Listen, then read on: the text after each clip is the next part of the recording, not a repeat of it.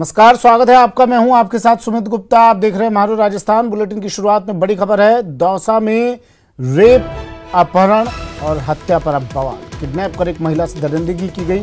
अब परिजनों ने शव लेने से इनकार कर दिया है। पुलिस ने 4 संदिग्धों को हिरासत में भी ले लिया है। आरोपियों की गिरफ्तारी की मांग पर परिजन अड़े हुए हैं। पुलिस ने 4 संदिग्धों को हिरासत में लिया है और पूछताछ कर रही है। गिरफ्तारी की मांग पर परिजन अड़े हुए हैं। ग्रामीण पोस्टमार्टम होने के बावजूद भी अब शव नहीं ले रहे हैं। जयपुर में मौजूद मंत्री प्रसादी लाल मीणा फोन के जरिए ग्रामीणों से समझाइश कर रहे हैं। एसपी सहित पुलिस जाब्ता अस्पताल में मौजूद है। रामगढ़ पचवारा थाना इलाके से महिला का अपहरण किया गया था और इसके बाद कुएं में इस महिला का शव मिला।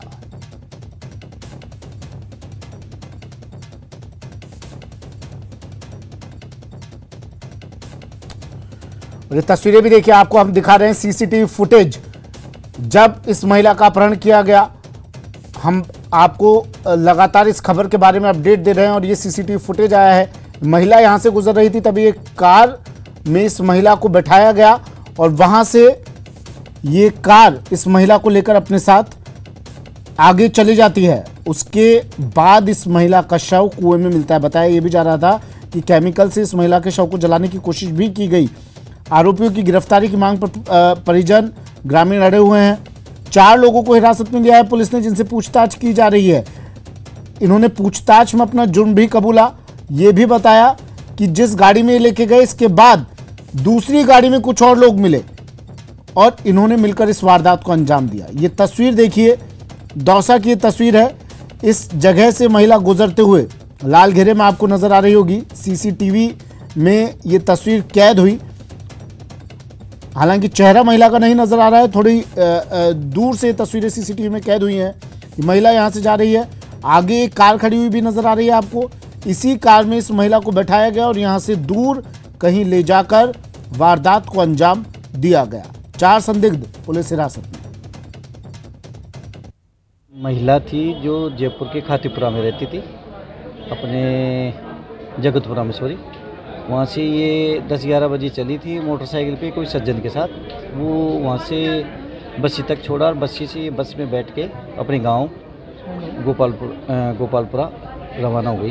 गोपालपुरा के वहाँ पे ये उतरी और उतरते ही एक उधर व्हीकल नहीं चलते, इसलिए एक अज्ञात वाहन में ये बैठ के चली गई। उसके बाद इनके साथ ऐसी घटना हो गई जिसमें 2-5 लोग शरीक हैं। उनके लिए तफ्तीश की जा रही है, किस किस का कितना इन्वॉल्वमेंट है। उनका पोस्टमार्टम, हाँ, एक उधर बस्सी के पास एक जगह पे है, वहाँ जंगल में कुएं में मिली है और वो उसका दुष्कर्म की बात भी सामने आई है। ऐसे इस आशंका से मना नहीं किया जा सकता।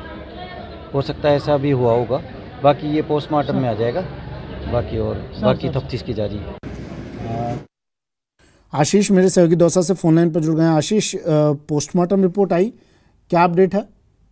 बिल्कुल, अभी सुबह पोस्टमार्टम हुआ है और अभी तक सब परिजनों ने नहीं लिया। पोस्टमार्टम रिपोर्ट में 1 से 2 दिन लगेंगे, लेकिन जो सीसीटीवी फुटेज हाथ में लगा है, सीसीटीवी फुटेज पुलिस के लिए एक बड़ा हथियार साबित हुआ है आरोपियों तक पहुंचने के लिए। सीसीटीवी में जो एक कार दिखाई दे रही है, इस कार के नंबर के आधार पर पुलिस ने आरोपियों की हिरासत में लिया है। जो कार चालक को पहले हिरासत में लिया तो उसने काफी पूछताछ के बाद उसने इस जुर्म को कबूला है और उसने ये जानकारी दी है कि दूसरी कार भी साथ में थी। ऐसे में 2 कारों में महिला के साथ गैंगरेप हुआ था और अलग अलग चलती गाड़ियों में गैंगरेप की वारदात को अंजाम दिया गया था।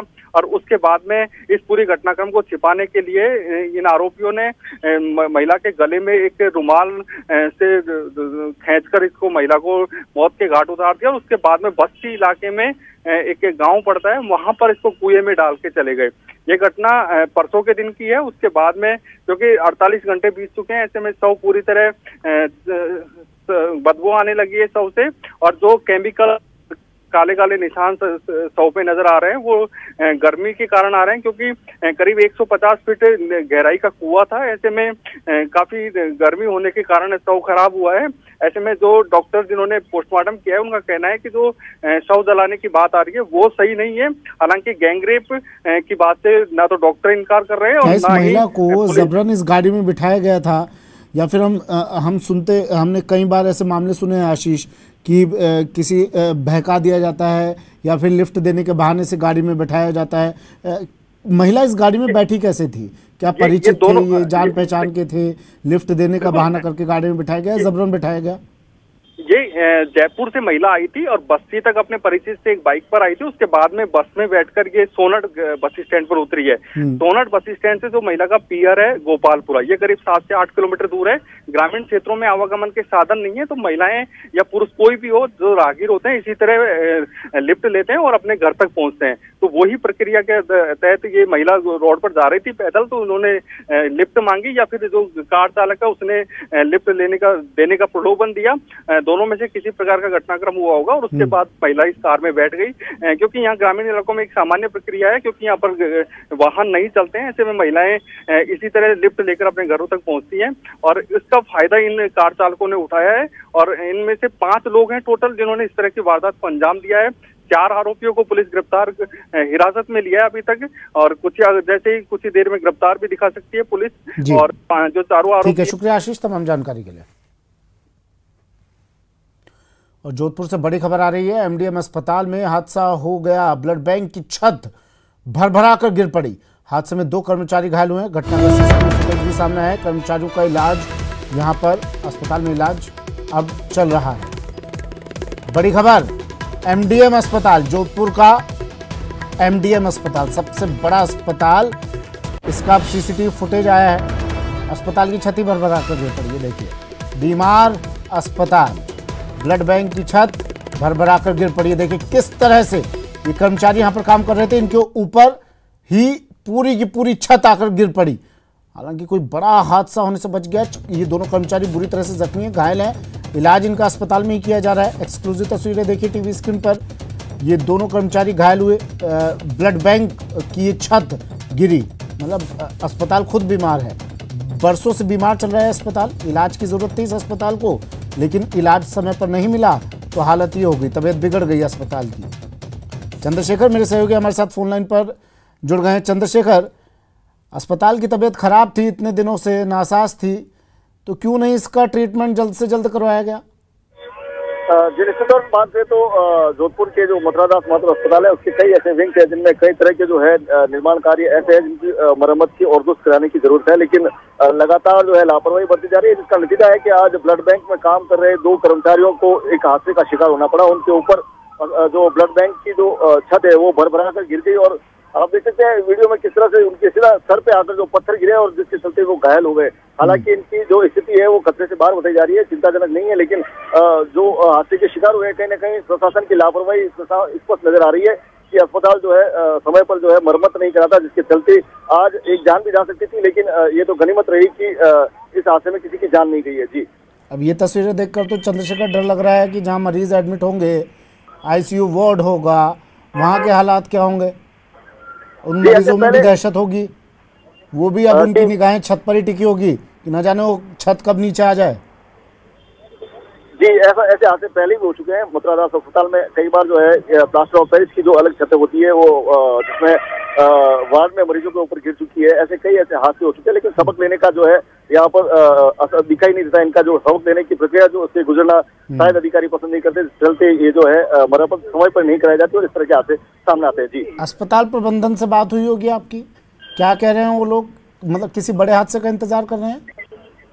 देखिए, अस्पताल प्रबंधन से हमने बात करने का प्रयास किया, लेकिन उन्होंने फिलहाल अभी फोन नहीं उठाया था। हम आगे जो है प्रयास जारी रखेंगे, उनसे बात करेंगे किस तरह से और कितने विंग्स है जिसमें जो है मरम्मत की जरूरत है और क्यों मरम्मत नहीं कराई जा रही है, इसको लेकर हम जानकारी जो है एकत्रित करने का प्रयास करेंगे। जी, अच्छा, आपने तो इस अस्पताल को बारीकी से देखा होगा चंद्रशेखर, अस्पताल की दरों दीवारों को देखा होगा। अभी इसके और जगहों को क्या और मरम्मत की जरूरत है अभी? जी, निश्चित तौर पर अगर बात करें तो अस्पताल में कई ऐसे विभाग और कई ऐसे वार्ड है जहाँ पर जो प्लास्टर ऑफ पेरिस की पुरानी छतें हैं जो कभी भी टूट सकती है, कभी भी गिर सकती है, उनको मरम्मत की दरकार है। उसको लेकर कई बार जो है रिपोर्ट भी अस्पताल में पेश की गई है और उसको लेकर जो है आगे जो कार्रवाई होती नजर नहीं आ रही है। निश्चित तौर पर जो बात करें तो कहीं ना कहीं अधिकारियों की लापरवाही स्पष्ट रूप से नजर आ रही है। जी, तो आपने बात की उनसे कि भैया कब इलाज करवाओगे अपने अस्पताल का? पहले इसका इलाज करवाइए ना आप, उसके बाद मरीजों का कीजिएगा। क्यों मरीजों की जान के साथ खिलवाड़ कर रहे हैं लोग?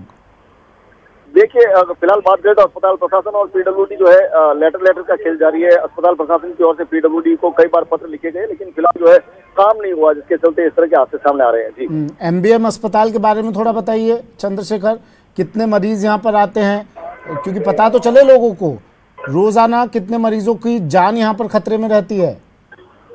देखिए अगर बात करें तो मथुरा दास माथुर अस्पताल जो है संभाग का सबसे बड़ा अस्पताल है, जहां पर सबसे ज्यादा मरीज जो है यहाँ पे आते हैं। सभी तरह के इलाज यहाँ पर होते हैं।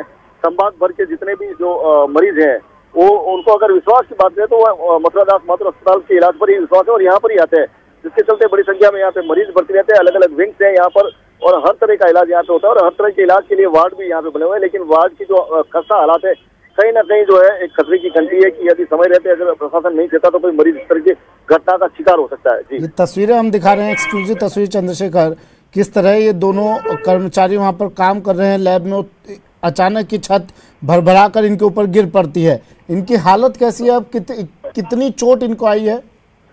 देखिए बात करें तो ये सबसे बड़ा जो है कहीं ना कहीं कुदरत का करिश्मा रहा है कि इनके सर पे जो है पत्थर गिरे हैं, लेकिन इनके जो स्थिति है वो बहुत ठीक है, बहुत ज्यादा चोटें नहीं आई है, कहीं ना कहीं मामूली से घायल हुए हैं। सर पे चोट जरूर है, जिनका जो है आगे स्कैनिंग वगैरह किया जाएगा, लेकिन फिलहाल जो है खतरे से बाहर इनकी हालत बताई जा रही है। जी ठीक है, शुक्रिया चंद्रशेखर तमाम जानकारी के लिए। जोधपुर से सहयोगी चंद्रशेखर व्यास फोन लाइन पर जुड़े। घटना का सीसीटीवी फुटेज सामने आए, देखिए तस्वीरें सीसीटीवी में कैद है। तस्वीरें जोधपुर का एमडीएम अस्पताल है, सबसे बड़ा अस्पताल है, हजारों की संख्या में मरीज यहाँ आते हैं, लेकिन इस अस्पताल को खुद इलाज की ज़रूरत है। यह अस्पताल बीमार है, काफ़ी लंबे समय से वेंटिलेटर पर है, लेकिन इसका इलाज अभी प्रॉपर तरीके से हुआ नहीं है। एक्सक्लूसिव तस्वीरें टीवी स्क्रीन पर 25 अप्रैल आज 11:12 का सीसीटीवी फुटेज आपको हम दिखा रहे हैं, जब एमडीएम अस्पताल की छत इन दोनों कर्मचारियों पर आकर गिरी। ब्लड बैंक की छत इन दोनों कर्मचारियों पर आकर गिरी और दोनों कर्मचारी बुरी तरह से जख्मी हो गए, लेकिन अस्पताल प्रबंधन सबक लेने को तैयार नहीं है। सहयोगी चंद्रशेखर बता रहे थे कि ये एक जगह ब्लड बैंक की है, ऐसी जगह नहीं है जहाँ की दरो दीवार कमज़ोर हुई हो। यह अस्पताल पूरी तरह से बीमार पड़ा है, यह अस्पताल मृत्युशैया पर है। इसको जल्द तुरंत इलाज नहीं मिला तो ये कभी भी भरभरा कर गिर जाएगा। हालत ऐसी है इस अस्पताल की, लेकिन बावजूद इसके जिम्मेदार इस ओर ध्यान नहीं दे रहे हैं, इंतजार कर रहे हैं किसी बड़े हादसे का।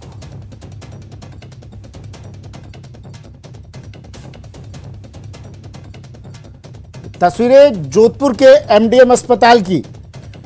एमडीएम अस्पताल सबसे बड़ा अस्पताल है और ब्लड बैंक की ये तस्वीर आपको दिखा रहे हैं। वो तो शुक्र था यहाँ पर सीसीटीवी लगा हुआ था, इसलिए ये तस्वीरें कैद हुई, नहीं तो इस पर भी लिपापोती कर दी गई होती और ये तस्वीरें सामने ना आ पाती। लेकिन आज की ये तस्वीरें देखिए आप, ताज़ा तस्वीरें हैं बिल्कुल। आप किसी तरह का शको शुबा अपने दिमाग में, अपने जहन में मत रखिए।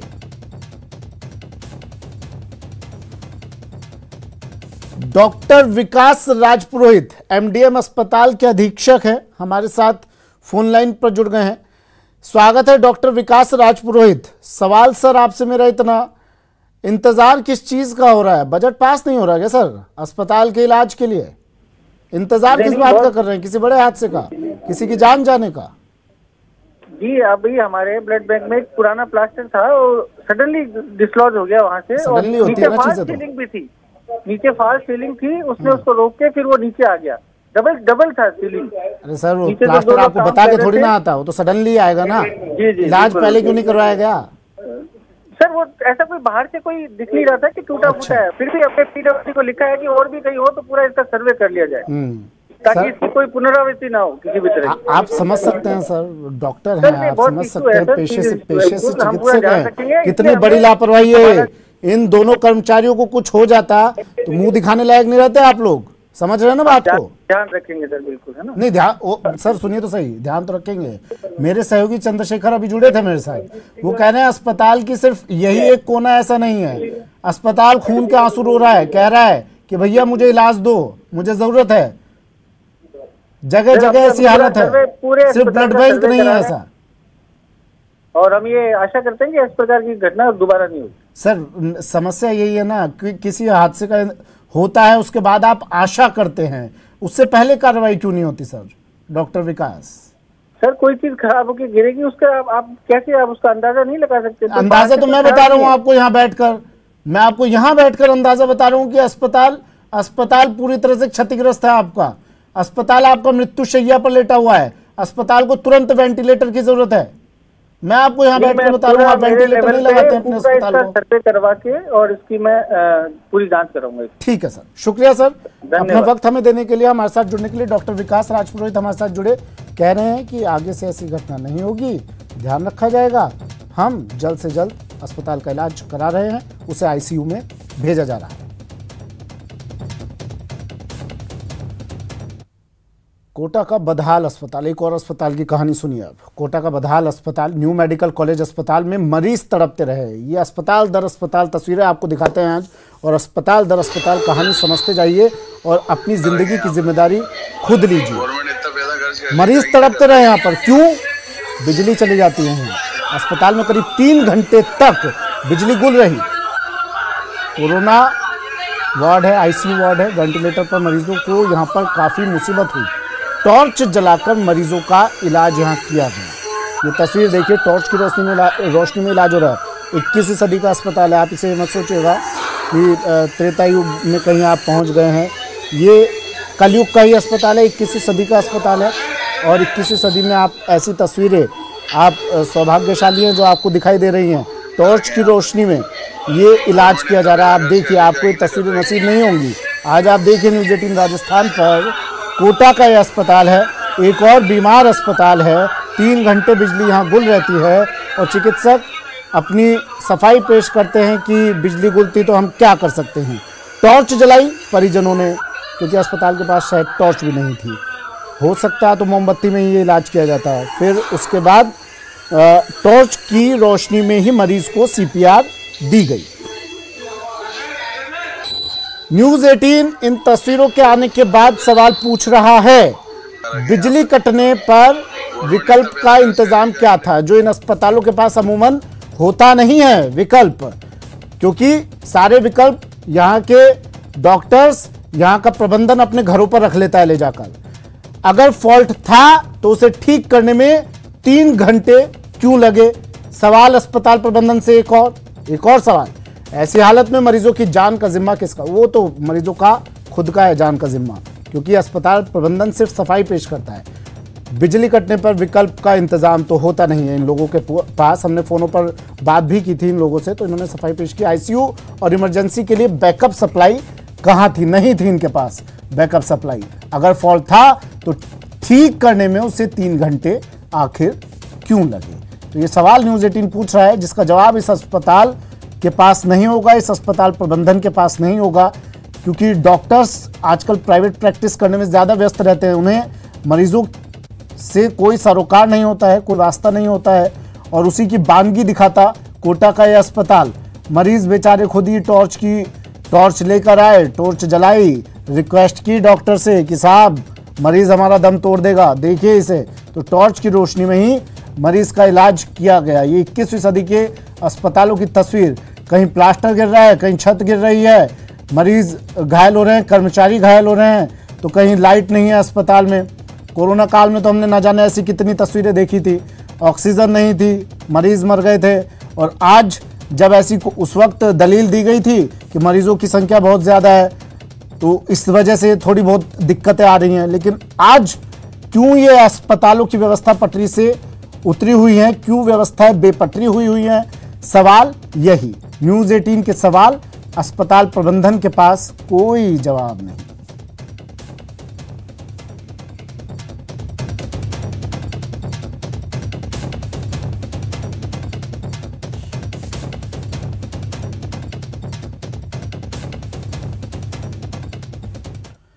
अलवर के राजगढ़ में पब्लिक का गुस्सा दिखाई दिया। डीएम एसपी को पब्लिक का आक्रोश झेलना पड़ा। यहाँ पर मंदिर तोड़े जाने के 8 दिन बाद डीएम और एसपी यहाँ पहुंचे। विरोध करने वाले 3 युवकों को हिरासत में लेकर उन्होंने छोड़ दिया है। डीएम शिव प्रसाद नकाते और एसपी तेजस्वी गौतम जायजा लेने यहाँ पहुंचे थे। धरना स्थल पर लोगों से उन्होंने बातचीत की।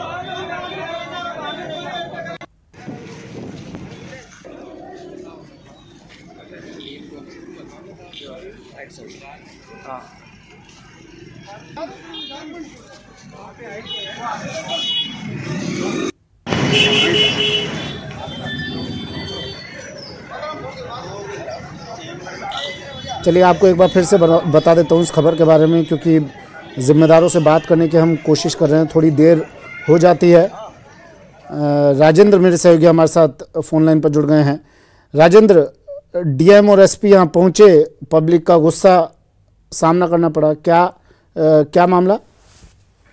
जी, अलवर जिले के राजगढ़ का कस्बे के सराय मोहल्ले का ये मामला है। पूरे देश भर और विदेशों में तक ये पूरा मामला गूंजता रहा, किस तरीके से मंदिर और दुकान और मकानों को जो बुलडोजर चला करके तोड़ा गया था, उसके बाद उसको लेकर लगातार राजनीति हुई और राजनीति के दौरान आरोप प्रत्यारोप के दौर चलते रहे। लेकिन प्रशासनिक अमला जो जिले के बड़े अधिकारी कलेक्टर और एसपी, उन्होंने जायजा नहीं लिया था। इस बात को लेकर के स्थानीय लोगों में आक्रोश है कि अगर प्रशासन के आला अधिकारी इस बारे में पहले अगर शायद एक्शन लेते तो शायद उनके दुकान और मंदिरों को तोड़ा जा सकता था। स्थानीय लोगों का कहना है कि इस बारे में पूर्व में जब नोटिस दिए गए थे तो कलेक्टर और एसपी से भी इसकी जो शिकायत को, अतिक्रमण को न मान करके इसको दिन के लिए टाला जाए, लेकिन कोई सुनवाई नहीं हुई थी। उस दौरान पूर्व कलेक्टर नन्नूमल पहाड़िया हुआ करते थे, लेकिन ये कार्रवाई के बाद जब नए कलेक्टर नकाते शिव प्रसाद मदन ने ज्वाइन किया तो वो ने भी इस पूरे घटनाक्रम की जानकारी, जब ये मंदिर का मामला सामने आया तो तब उन्होंने कहा था कि प्रशासन इस पूरे मामले की जांच कराते हैं। लेकिन उनके द्वारा एक प्रेस नोट जारी किया गया था जिसमें बताया गया था कि प्रशासन ने जो कार्रवाई की है वो नगर पालिका बोर्ड के फैसले के बाद की गई है। तो कहीं न कहीं वो प्रशासन की इस कार्रवाई को जायज ठहरा रहे थे। लेकिन पूरा घटनाक्रम के बाद प्रशासन के अधिकारियों को लोगों का आक्रोश इसलिए झेलना पड़ा है कि आला अधिकारी जिनको राजगढ़ से, अलवर से राजगढ़ पहुंचने में आखिरकार घटना के 8वां दिन आज है। 17 अप्रैल को ये मकान, मंदिर और दुकानें तोड़ी गई थी। 25 अप्रैल को कलेक्टर और एसपी वहां पहुंचे हैं। तो कहीं न कहीं इस बात को लेकर के लोगों में आक्रोश है कि कलेक्टर और एसपी को 35 से 40 किलोमीटर दूर पहुंचने में इतना समय कैसे लगा। ठीक है, शुक्रिया राजेंद्र तमाम जानकारी के लिए। वक्त लग जाता है, अधिकारी हैं, कलेक्टर हैं, एसपी हैं, आम आदमी थोड़ी ना। शुक्रिया।